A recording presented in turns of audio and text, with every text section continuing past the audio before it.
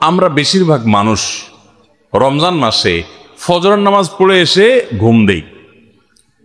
আপনার যদি রাতে ঘুম না পুরে আবার দিনে ডিউটি থাকে, ঘুম একটু যদি যাওয়াই লাগে, তো ফজরের পর পর ঘুমাবেন না। আলহামদুলিল্লাহ, আমাদের বাসায় আমরা এটার প্র্যাকটিসটা প্রতি বছর খুব হার্ডলি করার চেষ্টা করি। ফজরের পর পর কোনো ঘুম নেই, ফজরের পর একটু কোরআন তেলাওয়াত করেন। প্রথম প্রথম চোখ ভেঙে আসবে, কারণ আপনি ভোর রাতে উঠছেন, অভ্যাস নাই, তো যাতে চোখে ঘুম না আসে সেজন্য নানান বুদ্ধি বাইর করে ঘুম দূর করেন, একটু উঠবস করেন। ওই টাইমে বসে ফজরের পরে আপনি তেলাওয়াত করেন, জিকির আজকার করেন, সকাল সন্ধ্যার দোয়াগুলো পড়েন, এটা দোয়া করেন, রমজানের কিছু আমল করেন। এশাকের নামাজের ওয়াক্ত হয়ে গেছে, 2 রাকাত নামাজ পড়ে এরপর আপনি পারলে দরকার হলে শুয়ে যান, কিন্তু ফজরের পর পর শুয়ে যাবেন না। এটা একটা ভুল, কারণ নবী করিম সাল্লাল্লাহু আলাইহি সাল্লাম সকালের এই সময়টার জন্য দোয়া করেছেন, আল্লাহুম্মা বারিক লি উম্মতি ফি বুকুরিহা, আল্লাহ আমার উম্মত জন্য সকালের সময়টাতে বরকত দান করুন। আর ওই সময় আপনি ঘুমায় থাকছেন। তো রমজান মাসে আমরা এটা ভুল করি, এটা আমরা করব না যথাসম্ভব। আমরা যারা নিয়মিত আজানের জবাব দেই, আজানের জবাব দেওয়া একটা আমল, আপনারা জানেন তো, মুয়াজ্জিন যা বলে তার সাথে সাথে তা বলা, তার পরপর সেটা বলা। মুয়াজ্জিন যখন আল্লাহু আকবার বলে, তখন আপনিও আস্তে আস্তে করে আল্লাহু আকবার বলবেন। মুয়াজ্জিন আবার যখন আল্লাহু আকবার বলবে, আপনিও আল্লাহু আকবার বলবেন। মুয়াজ্জিন যখন আশহাদু আল্লা ইলাহা ইল্লাল্লাহ বলবে, আপনিও আশহাদু আল্লা ইলাহা ইল্লাল্লাহ বলবেন। মুয়াজ্জিন যখন আশহাদু আন্না মুহাম্মাদুর রাসূলুল্লাহ বলবে, আপনি কি বলবেন?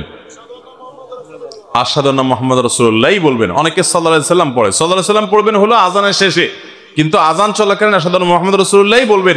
সহিহ মুসলিমের আজানের জবাব দেওয়ার অধ্যায়ে পরিষ্কারভাবে নবী সাল্লাল্লাহু আলাইহি ওয়াসাল্লাম শিক্ষা দিয়েছেন। ইমাম মুয়াজ্জিন যখন বলবে ইযা ক্বালা আশহাদু আন্না মুহাম্মাদুর রাসূলুল্লাহ ফাকুলু আশহাদু আন্না মুহাম্মাদুর রাসূলুল্লাহ, তখন আমরা আশহাদু আন্না মুহাম্মাদুর রাসূলুল্লাহ বলবো। এরপর হাইয়া আলাস সালাহ হাইয়া আল ফালাহ যখন বলবে, তখন লা হাওলা ওয়ালা কুওয়াতা ইল্লা বিল্লাহ বলবো।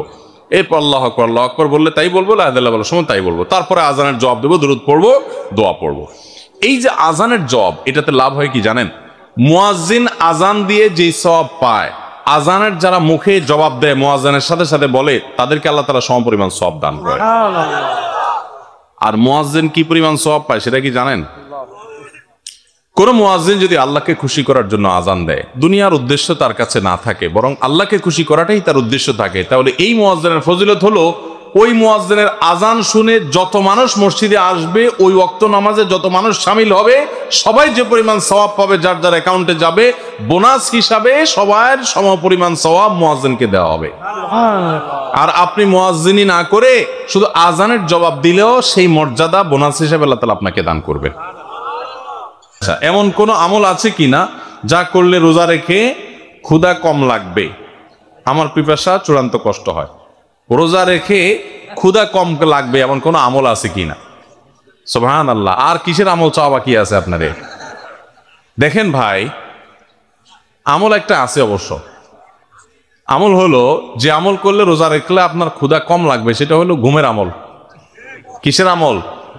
ঘুমের আমল। ফজর নামাজ পড়ে এশাক পড়ে যদি ঘুম দেন, কাজ কাম যদি না থাকে, বেকার পাবলিক হন, জোহর পর্যন্ত দিলেন ঘুম, জোহর পড়ে আবার দিলেন ঘুম, আসর পর্যন্ত ঘুমাইলেন, আসর পরে তো ইফতারের টাইম হয়ে যাবে। তাহলে এটা একটা সহজ আমল, যে আমলে বোঝা যায় যে আপনার ক্ষুধা অনুভব হবে না, কম লাগবে ইনশাআল্লাহ। এখন যদি এত পেট পাগল হন যে হুজুর ক্ষুধা চড়ে তো ঘুমিয়ে আসবে না, তাহলে আর কোনো ওষুধ নাই। ভাইরা আমার, আমরা চাই কি জানেন? আমরা চাই হলো, আল্লাহ দুনিয়াতেও আমার দিবা টয়টম্বর, আখেরাতেও টয়টম্বর দিব। আমি কোনো কষ্ট করতে রাজি না, আমি কোনো গুনাহ থেকে বাঁচতে রাজি না, আমি জান্নাতও চাই, আমি সবই চাই। আপনি রোজা রেখে ক্ষুধার কষ্টটা একটু সহ্য করবেন, এর বিনিময়ে তো আপনি জান্নাত পাবেন। এখন আপনি চান না ক্ষুধার কষ্ট আমি সহ্য করব না, আবার জান্নাতও আমি চাবো। কেমন কথা ভাই? সামান্য একটু ক্ষুধার কষ্ট আপনি সহ্য করতে রাজি না।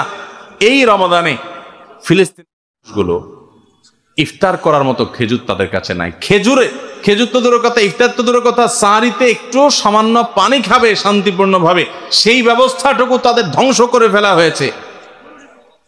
এরকম একটা সমাজে দাঁড়িয়ে সামান্য একটু রোজার সময় সারি ঠিকই খাবেন পেট ভরে, আপনি একটু কষ্ট হবে, সেই কষ্টটা পর্যন্ত সহ্য করতে রাজি না, আপনি কোন মুখে আল্লাহর কাছে জান্নাত আশা করবেন, দাবি করবেন? অনন্ত অসীমকারের সুখের ঠিকানা এই দুনিয়ার সমান 10 দুনিয়া কমপক্ষে, এর বেশি হতে পারে, এরকম জান্নাত আল্লাহর কাছে আপনি ডিমান্ড করবেন, দোয়া করবেন, চাইবেন কোন মুখে, যে রোজার কষ্টটা আপনি সহ্য করতে রাজি না?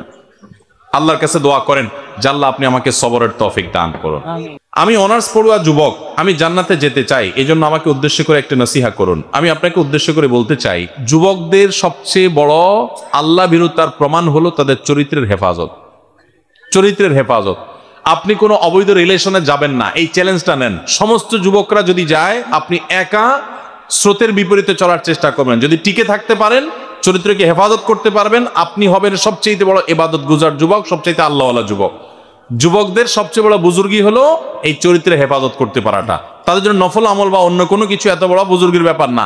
ওয়াজ মাহফিলের ভলান্টিয়ারি কাজ করেন অনেক বেশি, এটা আপনার জন্য বড় বুজুর্গের ব্যাপার না। আপনার জন্য বড় বুজুর্গের ব্যাপার হলো আপনার স্কুলে, কলেজে, ইউনিভার্সিটিতে গিয়া অবৈধ কোনো সম্পর্ক করেন না। আমাদের সমাজে সালামের প্রচলন খুবই কম, আংশিক। কিছু মানুষ সালাম দেয় ভুল উচ্চারণে। শুদ্ধভাবে সালাম প্রচলন বাড়াতে আমরা কি করতে পারি? শুদ্ধভাবে সালামের উচ্চারণ বাড়ানোর জন্য শুদ্ধ করে সালাম দিতে হবে, আসসালামু আলাইকুম ওয়া রাহমাতুল্লাহ। কয়দিন পর পর দেখবেন কতগুলা সেকুলার, আধা সেকুলার, নাস্তিক, আধা নাস্তিক, এগোনাস্তিক, শিকি নাস্তিক, বহু রকমের আছে। এরা কয়দিন পর পর দেখবেন আপনারা সালাম দিলে, ইনশাআল্লাহ বললে, জাযাকাল্লাহ খায়ের বললে, সুবহানাল্লাহ, মাশাআল্লাহ, আলহামদুলিল্লাহ বললে এদের গায়ে জ্বলে। তো আমি বলি এগুলা বেশি বেশি করে বলবেন। এগুলো যত বেশি করে বলবেন তত বেশি সওয়াব পাবেন, কারণ এদের গায়ে যত আগুন ধরবে আল্লাহ তত খুশি হবেন।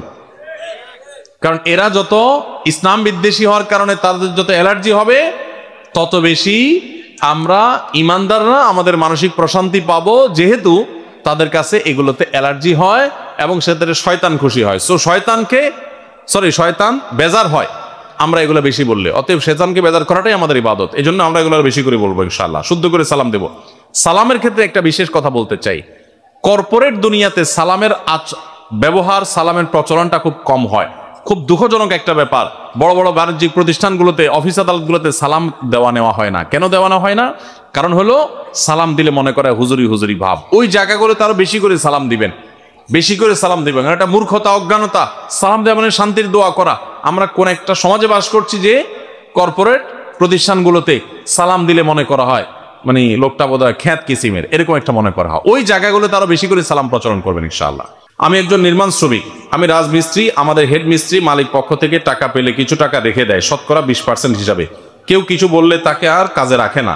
এই টাকা তার জন্য হালাল হবে কিনা? দেখুন, এটা যদি শ্রমিকদের হক মেরে নেয় তাহলে তো সম্পূর্ণ হারাম, এতে কোনো সন্দেহ নেই। কিন্তু কখনো কখনো কন্ট্রাক্টররা চুক্তিতে আসে যে আমি ম্যান পাওয়ার বিজনেস যারা করে, যে আমি লোক সাপ্লাই দিব, সব ম্যানেজমেন্ট আমি করব এবং তার এত টাকা বেতন, এর অতিরিক্তটা আমার থাকবে। তো এরকম যদি হয় তাহলে সেটা জায়েজ হতে পারে। কিন্তু মিস্ত্রির সাথে, সাধারণত হেড মিস্ত্রির সাথে যারা অধীনস্থ তাদের সাথে ব্যাপারটা এরকম থাকে না নরমালি। তাহলে সেক্ষেত্রে সেটা অধিকার নষ্ট করা হবে।